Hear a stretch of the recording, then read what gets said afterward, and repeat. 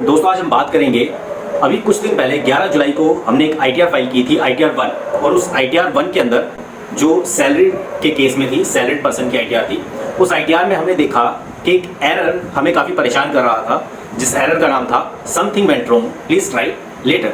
ये error almost सभी को आ ही रहा है, क्योंकि अभी बहुत ज़्यादा दिक्कत आ रही है आईटीआर फाइल करने में। हमारा जो इनकम टैक्स का पोर्टल है वो भी अब चेंज हो गया है, तो इस वजह से भी काफ़ी दिक्कतें आ रही हैं। तो हमारी जो आईटीआर थी उसमें ये दिक्कत हमें आ रही थी, लेकिन हमने अब दोबारा से आज फिर एक आईटीआर फाइल की है, और ये आईटीआर 4 फाइल की है। ये बिजनेस के केस में है। आज हम जो बिजनेस इस आईटीआर में दिखाएंगे वो एक सर्विस का बिजनेस है, कंप्यूटर टीचिंग और कंप्यूटर डाटा एंट्री से रिलेटेड जो वर्क करते हैं। आज इस आईटीआर के अंदर हम बताएंगे कि कैसे इस तरह की सर्विसेज का बिजनेस आप कैसे इसके अंदर दिखा सकते हैं, और इसके लिए कौन सा फॉर्म आप यूज़ करेंगे। आईटीआर 4 हम इस आईटीआर के लिए यूज़ करेंगे। आईटीआर 4 जो फॉर्म है उस इस आईटीआर के लिए हम यूज़ करेंगे, और इस आईटीआर के अंदर हम दिखाएंगे कि कैसे वो जो एरर था something went wrong please try later, वो इसमें सॉल्व हो गया है। तो स्वागत है दोस्तों, मैं नरेश कुमार, आप देख रहे हैं अकाउंटेक्स गुरु, देश का चैनल, आपका अपना यूट्यूब चैनल, जहां हम बात करते हैं कंपनीज के अकाउंट्स एंड टैक्सेशन कार्यप्रणाली सिस्टम के बारे में बड़ी आसान भाषा में। So let's see on computer screen.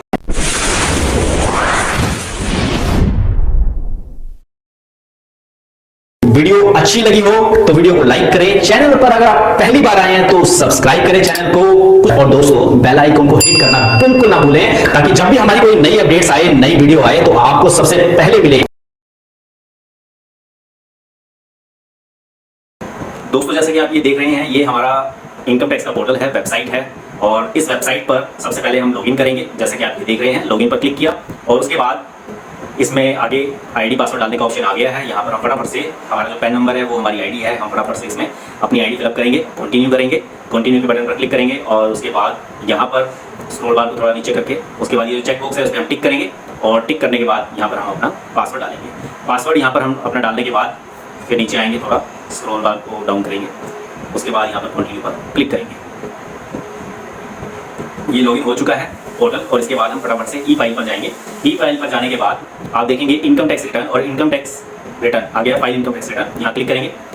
उसके बाद आगे हमारे सामने फॉर्म ओपन हो जाएगा, और इसमें सबसे पहले ये हमसे पूछ रहा है, देखिए इसमें लिखा है सिलेक्ट असेसमेंट ईयर। अभी सबसे पहले असेसमेंट ईयर कह रहा है, तो असेसमेंट ईयर इसमें हम फटाफट से 21-22 सेलेक्ट कर लेंगे, जो हमारा भी करंट असेसमेंट ईयर चल रहा है। उसके बाद हम स्क्रॉल डाउन करके इसमें आके कंटिन्यू पर क्लिक करेंगे, कंटिन्यू के बटन पर क्लिक करेंगे। उसके बाद सामने दो ऑप्शन है, ऑफलाइन और ऑनलाइन। तो इसमें आज हम ऑनलाइन का यूज़ करेंगे, और ऑफलाइन मैं आपको बता दूं, ऑफलाइन के लिए आप एक्सेल की यूटिलिटी डाउनलोड करके उस फॉर्म को फिलअप करके, और उससे जो जेसन फाइल तैयार होगी उस जेसन फाइल को आप पोर्टल पे अपलोड करेंगे और आईटीआर को फाइल करेंगे। लेकिन आज हमारा जो पर्पज़ है वो ऑनलाइन आईटीआर फाइल करने का है, ऑफलाइन का नहीं, क्योंकि ऑनलाइन ईजी है। तो मैं ऑनलाइन आईटीआर फाइल करने के लिए ऑनलाइन पर क्लिक करूँगा, और उसके बाद आगे मैं प्रोसीड पर क्लिक करूँगा। यहाँ पर आप देख रहे हैं start new filing, start new filing पर क्लिक करेंगे, और फर्दर आगे हम देखेंगे। इसके बाद आगे 3 ऑप्शन है, इंडिविजुअल, एचयूएफ और अदर। तो जो इसमें 3 ऑप्शन इंडिविजुअल, एचयूएफ और अदर है, इनमें से हम इंडिविजुअल यूज़ करेंगे, और उसके बाद हम आगे कंटिन्यू पर क्लिक करेंगे। यहाँ आईटीआर 4 पर हम क्लिक करेंगे, प्रोसीड करेंगे, कंटिन्यू। उसके बाद हम देखेंगे यहाँ पर know your qualifying condition for ITR. यहाँ पर कुछ कंडीशंस दी हुई हैं, अगर आप इन कंडीशंस को फुलफिल करते हैं तो आप आईटीआर 1 को फाइल कर सकते हैं। और ये जो कंडीशंस हैं ये आप देखेंगे, इसमें मतलब कि ए से लेकर के एन तक ये सारी कंडीशंस हमें दी हुई हैं। और इसके बाद आईटीआर 2 है, आईटीआर 3 है, इसमें ऐसी कोई कंडीशन नहीं है। उसके बाद आता है आईटीआर 4, स्क्रॉल डाउन करके हम देखेंगे आईटीआर 4 में ए से लेकर के आगे इसमें के तक ये कुछ कंडीशंस हैं कि अगर आप इन कंडीशंस को फुलफिल करते हैं तो आप आईटीआर 4 को फाइल कर सकते हैं, अदरवाइज आप आईटीआर 4 को फाइल नहीं कर सकते। तो आप ये सारी कंडीशंस पढ़ लीजिए। तो हमने ये कंडीशंस पढ़ ली हैं, तो हम आईटीआर 4 पर क्लिक करेंगे और आईटीआर 4 को फाइल करेंगे। तो चलिए जल्दी से हम आईटीआर 4 पर क्लिक करते हैं, उसके बाद प्रोसेस करते हैं इसे हम आईटीआर 4 को, और आगे यहाँ पर आगे फर्दर 3 ऑप्शंस हमारे आ जाएंगे। तो इनमें से जो सबसे पहला ऑप्शन है वैलिडिटी और रिटर्न, ठीक है। उसके बाद हम इसमें लेट्स गेट स्टार्टेड पर क्लिक करेंगे, और आगे देखेंगे इसमें फर्दर हमारे आगे क्वेश्चंस आ जाएगा। इसमें क्वेश्चन ये है कि आप आईटीआर को आईटीआर 4 क्यों फाइल करना चाहते हैं, क्या कारण है, रीज़न क्या है। Are you filing the income tax return for any of the following reason. तो इसमें आपको बताना है कि आपका क्या कारण है आईटीआर को फाइल करने का। क्या आप taxable income is more than basic exemption, क्या 2.5 लाख से ज़्यादा है आपकी इनकम इसलिए फाइल कर रहे हैं आईटीआर, या फिर filing return of income tax due to, इसमें लिखा है fulfilling any one or more below the mention condition. मतलब जो नीचे दी गई कंडीशन है, क्या आप उसको फुलफिल कर रहे हो, ठीक है, तो इसलिए आप ITR फाइल कर रहे हो। तो मतलब ये सब चीज़ें इसके अंदर पूछी गई हैं। पहली कंडीशन जैसे क्या आपका एक से ज़्यादा बैंक में 1 करोड़ से ज़्यादा, मतलब मोर देन 1 करोड़ आपने कैश जमा करवाया है, डिपॉजिट करवाया है, या फिर आप इसमें सेकंड ऑप्शन देख सकते हैं कि इसमें लिखा हुआ है कि क्या आपने मतलब कि जैसे इसमें लिखा है 2 लाख ऑफ फॉरेन कंट्री, इसमें लिखा है मतलब कि क्या आपने फॉरेन ट्रैवल किया है या आपने किसी और के लिए फॉरेन ट्रैवल पर खर्चा किया है। अगर ये कारण है तो फिर आपको ITR फाइल करनी पड़ेगी। या फिर अब हम इसमें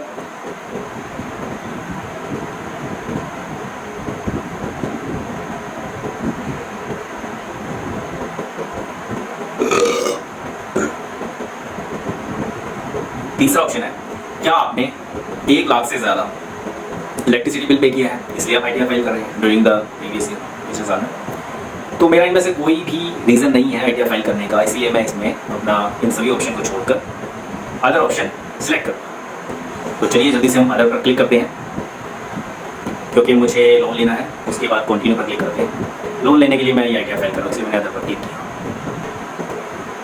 उसके बाद ओके पर क्लिक करेंगे, यहाँ पर ओके पर क्लिक करके फर्दर आगे देखेंगे। अब इसमें देखेंगे कि 1 2 3, ठीक है, 1 2 3 ये 3 स्टेप फॉलो कर हम ITR को कंप्लीट कर देंगे। और जो पहला ऑप्शन है उसमें फर्दर 6 ऑप्शन दिए गए हैं, और वो 6 के 6 ऑप्शन जो है नीचे आप देख सकते हैं, ठीक है, ये 6 के 6 ऑप्शन नीचे दिए गए हैं, आप इनको यहाँ से फिल कर सकते हैं। सबसे पहला ऑप्शन पर्सनल इन्फॉर्मेशन है, जैसा कि आप देख रहे हैं। तो इस पर क्लिक करके हम पर्सनल इन्फॉर्मेशन चेक कर लेंगे एक बार, अगर अनकम्प्लीट है तो उसे दोबारा से फिल कर लेंगे या अपडेट कर देंगे अपनी इन्फॉर्मेशन। तो पर्सनल इन्फॉर्मेशन में तो जैसे कि आप जानते हैं कि first name, middle name, last name, pan number, ठीक है, डेट ऑफ बर्थ, आधार, ये सब दिया होता है। फिर कॉन्टैक्ट डिटेल में एड्रेस हो गया, मोबाइल नंबर हो गया, ईमेल आईडी हो गई। तो ये सब बेसिक सी डिटेल है, पर्सनल इन्फॉर्मेशन है।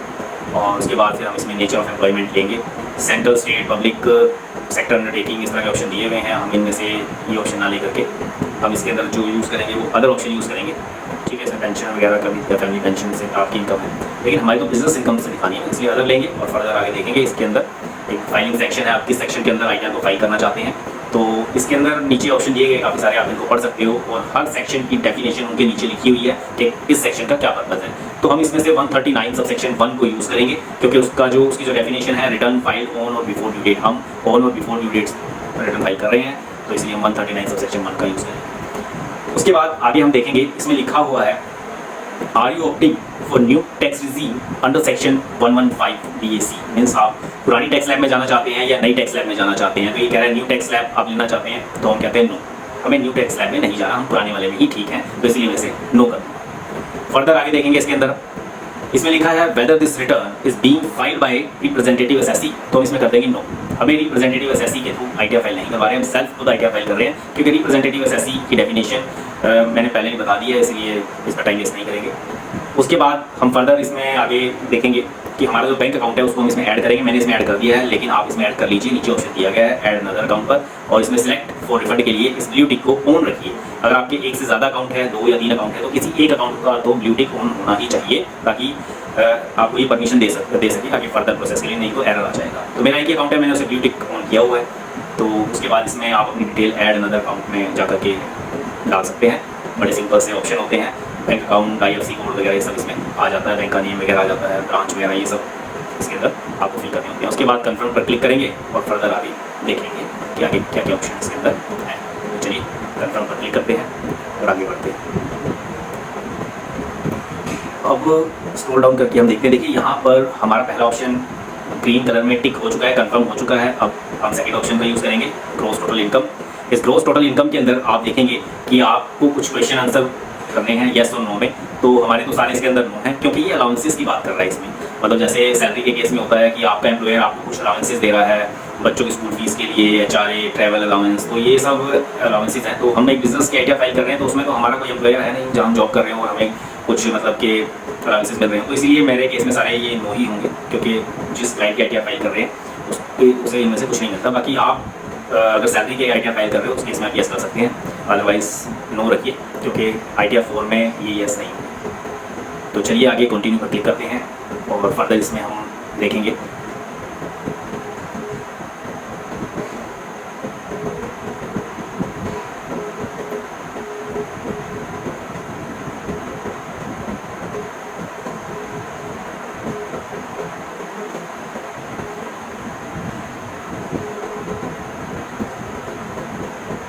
अब आगे इसके अंदर हमने कुछ मतलब इसमें डिटेल देनी है अपनी इनकम की। तो पहला ऑप्शन तो है इनकम फ्रॉम सैलरी, तो हम नहीं फाइल करेंगे क्योंकि हमारी सैलरी से इनकम नहीं है, इनकम फ्रॉम हाउस प्रॉपर्टी से भी नहीं है। तो स्क्रॉल डाउन करते हैं और हम देखेंगे इनकम फ्रॉम बिजनेस और प्रोफेशन। ये ऑप्शन हमारे लिए परफेक्ट है। इस ऑप्शन के अंदर हम ऐड डिटेल करके अपनी डिटेल इनकम की देखें। तो जैसे ही हमने इसमें क्लिक किया, फर्दर आगे इसमें 3 ऑप्शन आ जाते हैं, बिजनेस इनकम, प्रोफेशन इनकम मतलब और उसके बाद है गुड्स कैरेज। तो जो गुड्स कैरेज है वो ट्रांसपोर्टर जितने हैं वो अपनी इनकम यहाँ दिखा सकते हैं। जितने प्रोफेशनल हैं, डॉक्टर, एडवोकेट, सीए, आर्किटेक्ट, जितने भी डिग्री होल्डर हैं, प्रोफेशनल हैं, वो अपनी इनकम को प्रोफेशनल इनकम में दिखा सकते हैं। प्रोफेशन में वो प्रोफेशन जो भी है उनका। लेकिन हमारी जो इनकम है वो बिजनेस है, इसलिए हम इसमें बिजनेस पे क्लिक करेंगे और उसके बाद नेम ऑफ बिजनेस इसके अंदर हम फिल करेंगे जो भी हमारा नेम ऑफ बिजनेस है। यहाँ हमने अपना बिजनेस नेम जो भी है वो एंटर किया।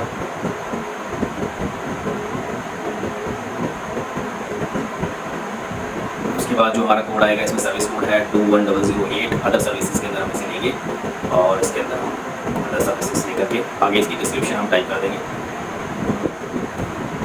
इसकी जो डिस्क्रिप्शन है हम इसमें टाइप कर देंगे कि हमारा जो अदर सर्विस का बिजनेस है वो क्या चीज़ है, किस चीज़ का हम बिजनेस करते हैं वो एक्सप्लेन करेंगे, लिख कर। तो हमने इसमें से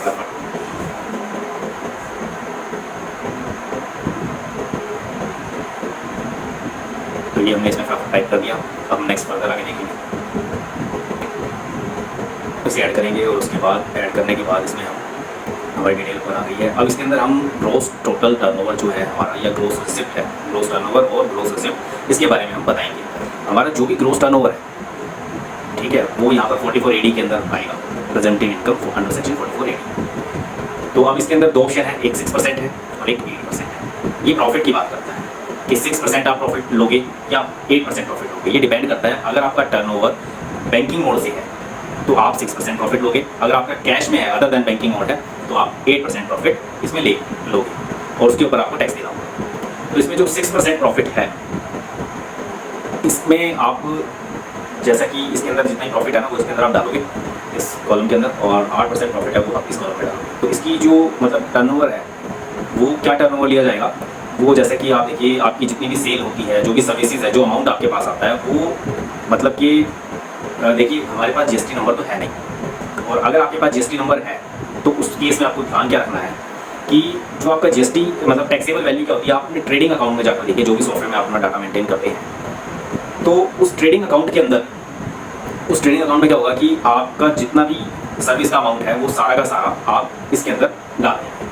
अब इसमें मैं आपको दिखाता हूँ, जैसे यहाँ ग्रोस टर्नओवर और ग्रोस रिसिप्ट लिखा है, ये लिखा है अकाउंट पे, चेक अकाउंट पे, मतलब ड्राफ्ट वगैरह, इनसे जितना भी आपका पैसा आपका टर्नओवर आया है वो सारा इसमें लिखेंगे और थ्रू और इसमें जो भी प्रॉफिट होगा वो इसके अंदर डाल देंगे 6% प्रॉफिट लेकर के। और जो थ्रू एनी अदर मोड है वो सारा कैश में है टर्नओवर, वो आप इसमें लिखेंगे और इसका जो 8% प्रॉफिट है वो आप इस कॉलम में डाल देंगे। तो जो अब इसमें मैं टर्नओवर की बात आपको बता रहा था।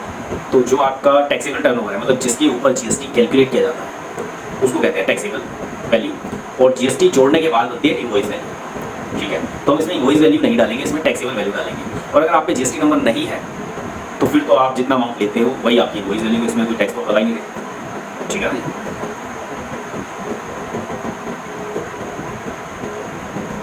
तो मैं इसमें फटाफट से टैक्सेबल वैल्यू टाइप कर देता हूँ एनी अदर मोड से, क्योंकि मेरा बिजनेस सारा कैश में है और 8% प्रॉफिट इसका 3,04,517 रुपये बनता है, वो मैंने इसके अंदर टाइप कर। ये जो एरर है इसमें कोमा लगा हुआ है इसलिए एरर है, तो इसको हटा दें। ये एरर मेरा ठीक हो गया। उसके बाद स्क्रॉल डाउन करके इसे मैं ऐड पर क्लिक करूँगा और ये मैं डाटा सेव इसके अंदर कर दूँगा। उसके बाद स्क्रॉल डाउन करके फर्दर हम आगे देखेंगे। इनकम तो हमने इसमें डाल दी है 3,04,517 रुपये। हमारी जो 44 AD में हमारी इनकम है वो हमने इसके अंदर शो कर दी है।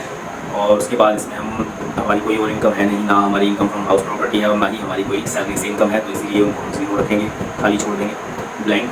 और हमारी जो टोटल इनकम आ गई है income from business and profession वो हमें डाल दी है इसके अंदर 3,04,517 रुपये। आगे कन्फर्म पर हम इसमें क्लिक करेंगे और फिर उसके बाद हम फर्दर आगे देखते हैं। हम सबसे पहले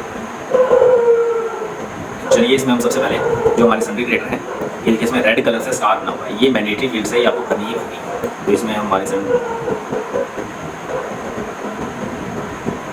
सन्ड्री क्रिएटर आ गए हैं और ये अदर लाइबिलिटीज़ हैं हमारी।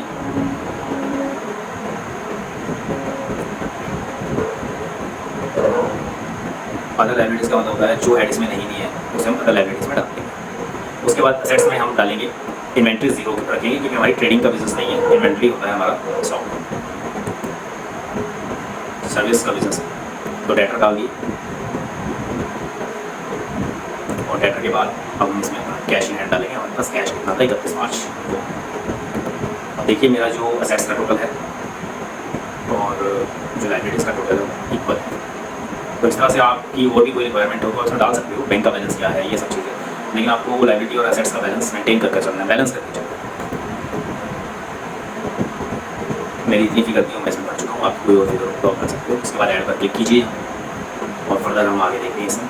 ये देखिए मेरी दोनों बैलेंस बराबर देखने में देखिए लुक वाइज कुछ इस तरह से है। ये मेरी लाइबिलिटीज़ का पार्ट है, ये मेरा एसेट्स का पार्ट है और एडिट कर आप यहाँ से चेंज भी कर सकते हैं।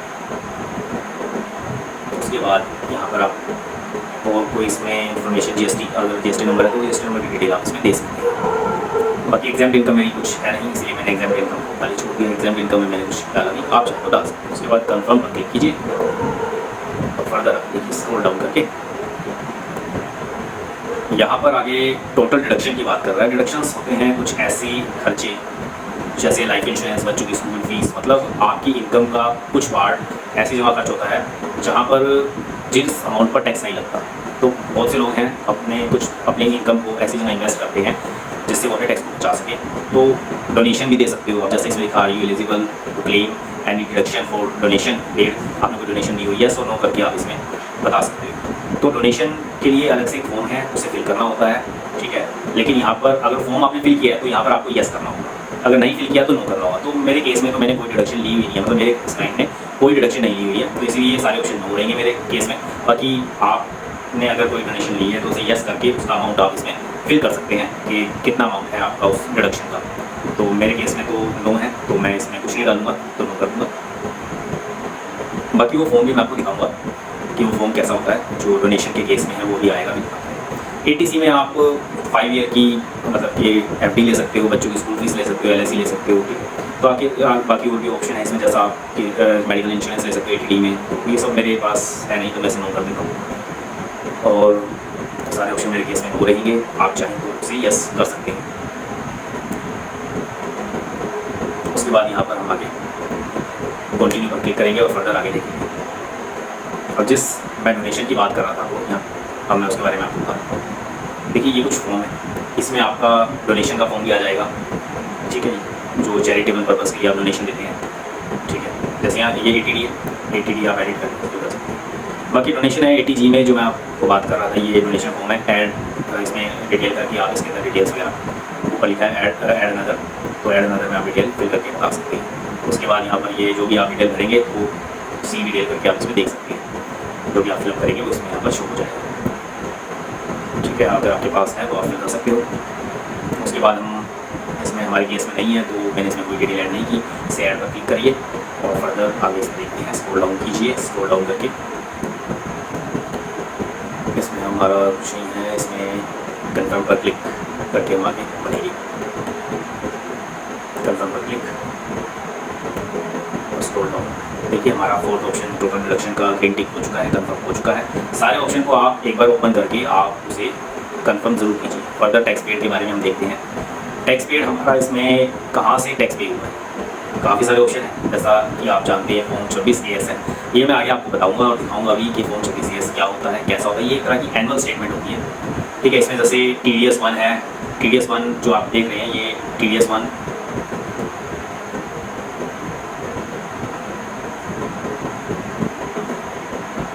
ये जो TDS 1 है सैलरी के केस में, मतलब अगर आपका सैलरी के केस में TDS कटा है तो यहाँ शो होगा, लेकिन हमारी बिजनेस की इनकम है तो इसमें कुछ होगा ही नहीं। अदरवाइज ऐड अनदर डिटेल करके आप उसका 10 नंबर इसमें डाल सकते हैं। नेम ऑफ द एम्प्लॉयर, आप एम्प्लॉयर का नाम, उसका मतलब कि सैलरी कितनी थी, फिर उसमें कितना TDS डिडक्ट हुआ, वो सारी डिटेल आप इसमें फिल कर सकते हैं। उसके बाद ऐड कर दीजिए, मैं कैंसिल कर देता हूँ। उसके बाद इसमें अगला जो आप देखेंगे इसमें ये मतलब पहला तो आपका सैलरी इनकम का है, दूसरा आपका अदर देन सैलरी है, ये टीडीएस है।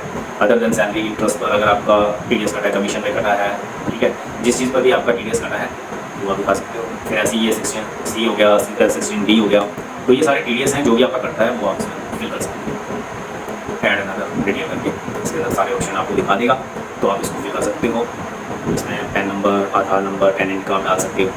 और अच्छा इसमें एक चीज़ और है कि जिस ईयर में आपका टीडीएस कटा, मान लीजिए आप पिछले 2 सालों में 2017, 18, 19 में आपका टीडीएस कटा और आप आईटीआर नहीं आपने भरी, टीडीएस आपका रह गया, तो आप इसमें लिख सकते हो अनक्लेम टीडीएस ब्रॉट फॉरवर्ड, मतलब पिछले साल का टीडीएस आप आगे ब्रॉट फॉरवर्ड कर रहे हो, तो आप इसमें लिख सकते हो मेरा 2019 का टीडीएस है या 2018 का टीडीएस है और इतना अमाउंट है जो मैं ब्रॉट फॉरवर्ड कर रहा हूँ, ठीक है।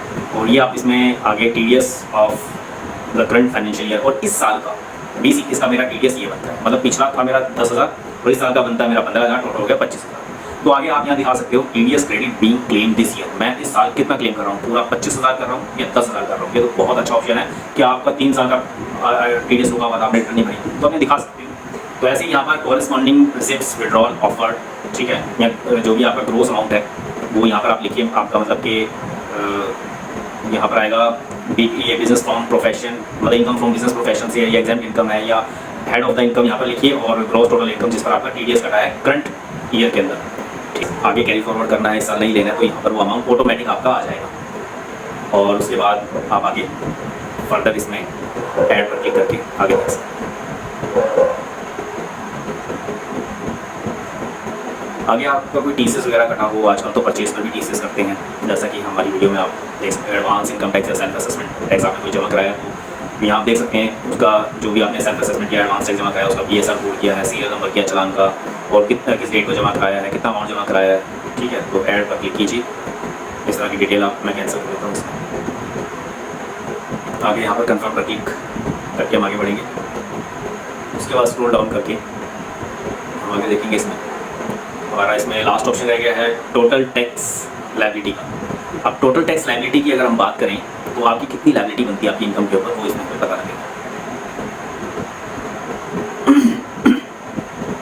उसके बाद स्क्रॉल डाउन, यहाँ पर आपकी जो भी कंपटीशन ऑफ इनकम है, यहाँ पर आपकी टोटल ग्रॉस टोटल इनकम आ जाएगी 3,04,517 रुपये। टोटल डिडक्शन जो भी आपने एलआईसी वगैरह बच्चों की स्कूल फीस पीएफ ये सब में की होगी वो सब इसके अंदर आ जाएगी। मेडिकल इंश्योरेंस वगैरह जो भी आपने लिया है, डोनेशन दी है, सब आ जाएगी। उसके बाद जो बचेगा अमाउंट वो आपका यहाँ पर लिखा है कंपटीशन ऑफ टैक्स में। तो उसके बाद आपका जो मतलब टैक्स है 87, इसमें मतलब कि 87A में आपको रिबेट मिल जाएगी। इसमें कहती है गवर्नमेंट की अगर आप टोटल इनकम 5 लाख या उससे कम है तो जितना भी टैक्स आपका बनेगा वो माफ़ हो जाएगा। तो मेरी इनकम 3.5 लाख मतलब 5 लाख से कम है तो मेरा 5,026 रुपये टैक्स बना वो सारा माफ़ हो। तो ये रिबेट होती है अंडर सेक्शन 87A की, जो सिर्फ 5,000 से कम वालों को या 5 लाख तक इनकम वालों को मिलती है। तो बाकी मेरा सब नील है, इसमें ऐसा कुछ खास है नहीं, सब जीरो है। तो मैं कंटिन्यू कंफर्म पर क्लिक करता हूँ, उसमें आगे बढ़ते हैं। उसके बाद यहाँ पर ये मेरा ग्रीन टिक हो गया है, सारे टेबल फिल हो गए हैं। प्रोसीड पर क्लिक करेंगे और आगे बढ़ते हैं। इसमें हम आगे हमारा एक छोटा सा प्रीव्यू है और प्रीव्यू रिटर्न हम इसमें क्लिक करेंगे और हमारी रिटर्न फाइल होने से पहले वो हमें दिखाएगा एक प्रीव्यू कि देखने में हमारी रिटर्न कैसी लगती है, कोई एरर तो नहीं है। चेक बॉक्स पर हम यहाँ पर टिक करेंगे और आगे यहाँ सेल्फ यूज़ करेंगे और फर्दर इसमें हम प्रोसीड टू प्रीव्यू पर क्लिक करेंगे और यहाँ पर हमारा एक ऑल ओवर एक प्रीव्यू सामने आ जाएगा जिसमें हम सारी गलतियों को चेक कर सकते हैं, अपने बैंक डिटेल को चेक कर सकते हैं, नाम, father name, date of birth, phone number, address, सब कुछ इसके अंदर डिटेल चेक कर लेंगे। एक बार फाइनल सबमिट करने से पहले हमारा बिजनेस हैंड ठीक लगा हुआ है या नहीं, बिजनेस इनकम ठीक डली हुई है या नहीं, प्रॉफिट वगैरह कुछ छूट तो नहीं गया है, सारे हैंड अच्छे से फुलफिल हो चुके हैं। तो ये चीज़ें इसके अंदर हम फिल करेंगे, बैंक की डिटेल वगैरह सब इसमें सब अच्छे से इसमें एक बार बारीकी से इसको देख लीजिए, ध्यान से चेक कर लीजिए। कुछ गलती है तो उसे एडिट कर करने से आप ठीक कर सकते हैं। और ये हमने अपनी बैंक डिटेल देख ली, इसमें बैंक ओके है हमारा, इसमें हमारा अकाउंट नंबर, आईसी कोड डाला, नेम शो नहीं कर रहा है, बाकी कोई दिक्कत नहीं आई, आईसी कोड डाला हुआ उससे वो अपने आप उठा लेगा। उसके बाद यहाँ पर नेम चेक करें, बिजनेस नेम, बिजनेस का कोड और डिस्क्रिप्शन वगैरह सब ओके है।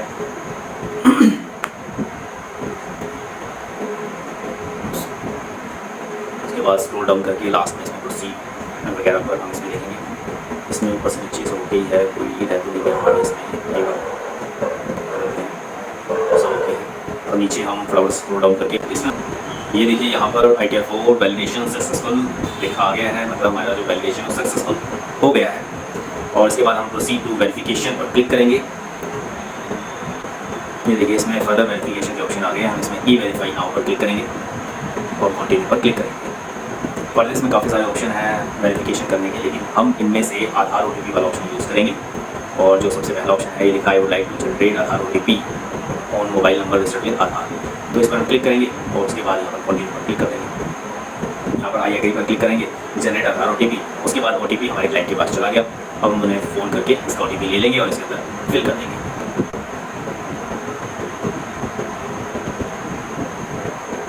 इसमें हमने आधार OTP डाल दिया, उसके बाद वैलिडेट पर क्लिक करेंगे। और ये देखिए इसमें जिस चीज़ का हमें इंतज़ार था इतने टाइम से, इसमें लिखा है कंफर्म सबमिशन ऑफ रिटर्न, मतलब आपकी जो रिटर्न का जो सबमिशन है वो कंफर्म हो चुका है। इसमें आपकी वैलिडेट रिटर्न हो चुकी है, कंफर्म योर रिटर्न समरी, ठीक है, और रिव्यू एंड सबमिट, मतलब सब कुछ हो चुका है। और अब इसके अंदर कंफर्म सबमिशन ऑफ रिटर्न, अब इसमें फाइनल सबमिट करेंगे और आपका काम हो जाएगा। Please note that once you submit the return you can no longer modify it. तो सबमिट पर क्लिक करेंगे।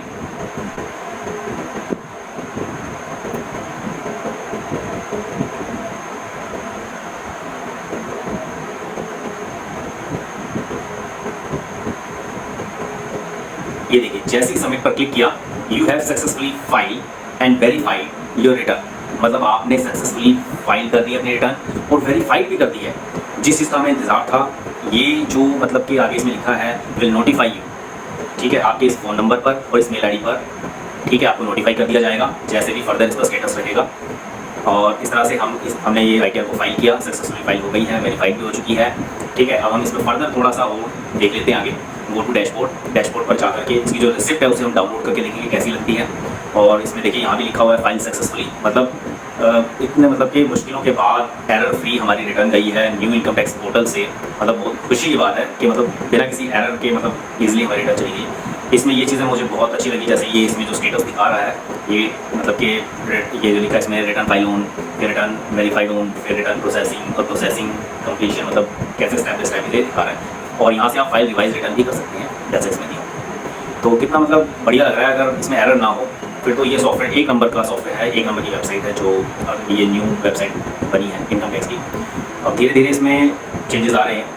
चलिए हम ई फाइल पर क्लिक करके फर्दर आगे देखते हैं। इनकम टैक्स रिटर्न, फिर इनकम टैक्स रिटर्न में हम नीचे है व्यू फाइल रिटर्न, इसके अंदर हम जितनी भी हमने रिटर्न फाइल की हैं वो सारी व्यू कर सकते हैं हम, जितनी हमारी रिटर्न जो फाइल हो चुकी हैं। तो देखिए इसमें पहला ऑप्शन असेसमेंट ईयर 21-22 की रिटर्न जो ये है, फाइल हुई है, फाइलिंग टाइप ओरिजिनल है, सक्सेसफुल ई वेरीफाइड और pending for E verification, ITR file, सारा कुछ दिखा रहा है कि कौन सी डेट को कब क्या काम किया गया। और इसमें देखिए एक्नॉलेजमेंट नंबर भी हमारा आ गया है। और इसमें ये हमारी असेसमेंट ईयर, इसमें देखिए 21-22 है ये। और नीचे और भी आप डाउन करेंगे तो सारी ITR आपको नजर आएंगी। जैसे इसमें डाउनलोड रिसिप्ट, यहाँ से आप download form, download JSON file, download receipt पर क्लिक करेंगे। ये देखिए नीचे हमारा जो रिसिप्ट है वो एक्नॉलेजमेंट वो डाउनलोड हो गया PDF में। और इसे हम फटाफट से ओपन करके देखते हैं कि लुक वाइज ये कैसा दिखता है। ये देखिए इसका जो एक्नॉलेजमेंट है ये टोटली डिफरेंट है, एकदम सिंपल है। और ये 2 पेज का एक्नॉलेजमेंट है, जैसा कि हम इसे देख रहे हैं, बड़ा ही सिंपल सा ही है। जैसे पहले वाला एक्नॉलेजमेंट होता था उसमें तो मतलब कि एक अलग ही लुक आती थी देखने में, बट ये तो ऐसा रहेगा मतलब सिंपल सी पेज के ऊपर एक तो मतलब कि टेबल बना दिया बस, उसके अंदर मतलब एक बड़ा ही सिंपल है, मतलब क्या रहेगा बहुत मतलब इतना सिंपल। देखिए सब कुछ मतलब बहुत सिंपल है। और इसे मतलब कि सब कुछ इसमें पैन नंबर और नेम, एड्रेस, ये चीज़ें इसके ऊपर एक्नॉलेजमेंट में शो हो रही हैं। स्टेटस हो गया और फॉर्म का नंबर, इसमें कि ITR 4 है, ठीक है, जो भरी है। और इसमें ये जो टोटल इनकम है वो शो कर रहा है। उसके अलावा इसमें बाकी अभी देखिए सेकंड शीट, मतलब पहले हमारा एक्नॉलेजमेंट एक शीट का होता था, अब ये 2 शीट का एक्नॉलेजमेंट हमें मिलेगा। और ये लास्ट में कुछ इस तरीके से है। और बाकी इसमें लास्ट में लिखा है do not send this acknowledgement CPC manual, क्योंकि हमने ई वेरीफाइड कर दिया है OTP के थ्रू। तो ये हमारा एक एक्नॉलेजमेंट है जो ITR फाइल होने के बाद में मिलता है। ये एक्नॉलेजमेंट नंबर है जो बहुत इंपॉर्टेंट होता है, ठीक है। इसमें मैं आपको एक फॉर्म 26AS के बारे में बोल रहा था, तो वो मैं आपको इसमें दिखाता हूँ कि 26AS कहाँ से आप डाउनलोड कर सकते हैं, उसे चेक कर सकते हैं। ये व्यू फॉर्म 26AS है और इस पर क्लिक कीजिए, अभी कन्फर्म पर क्लिक कीजिए। और यहाँ से ये 26S यहाँ चेक बॉक्स पर टिक कीजिए और उसके बाद ये प्रोसीड यहाँ 26S पर क्लिक कीजिए। उसके बाद यहाँ से असेसमेंट ईयर सेलेक्ट कीजिए इस वाइज। उसके बाद HTML यहाँ पर हम सेलेक्ट करेंगे। उसके बाद व्यू एंड डाउन, तो ये हमारा 26S यहाँ पर शो कर देगा नीचे। इसमें हम चेक कर सकते हैं हमारा कोई TDS TCS वगैरह कोई एडवांस टैक्स असेसमेंट टैक्स जो भी इसमें जमा हुआ है तो वो शो कर देगा, लेकिन हमारे इसमें फिलहाल कुछ भी नहीं है, सब खाली है। इसमें अब सेक्शंस वगैरह भी इसमें सब ओके है। उसके बाद इसमें आगे हम इसे डाउनलोड भी कर सकते हैं। डाउनलोड करने के लिए इसके अंदर हम एक्सपोर्ट एज PDF पर क्लिक करके हम इसे डाउनलोड कर लेंगे। एक्सपोर्ट एज PDF पर क्लिक किया, अब इसमें ये नीचे अभी शो कर देगा, ये डाउनलोड ये देखिए नीचे आ गया। इस पर हम क्लिक करेंगे और इसे हम चेक करते हैं ये लुक वाइज कैसा है। डाउनलोड होने के बाद ये देखिए लुक वाइज देखने में कुछ ऐसा है ये। तो ये आपका फ़ोन 26S है और इसमें आप देखिए सब मिल है, कुछ भी नहीं हमारा डिटेल्स रखा। बाकी नीचे सेक्शंस वगैरह भी हैं, कौन सा TDS किस सेक्शन में करना चाहिए उसमें इसमें डिटेल मेंशन है, तो हम यहाँ से स्टडी कर सकते हैं। इसमें केसेस का भी है, सब कुछ है। मुझे उम्मीद है दोस्तों आपको ये वीडियो बहुत पसंद आई होगी और मुझे विश्वास है कि आपने वीडियो को लाइक कमेंट और शेयर कर दिया होगा। जो नए दोस्त चैनल पर पहली बार आए हैं उन्होंने चैनल को सब्सक्राइब कर दिया होगा, बेल आइकन को प्रेस कर दिया होगा। इससे होगा क्या, जब भी हमारे चैनल पर कोई नई वीडियो आएगी तो आपके YouTube ब्राउजर में वो वीडियो सबसे पहले देखने को मिलेगी। आपका अपने इस YouTube चैनल पर अपना कीमती समय देने के लिए आप सभी लोगों का तहे दिल से प्रेमपूर्वक बहुत धन्यवाद।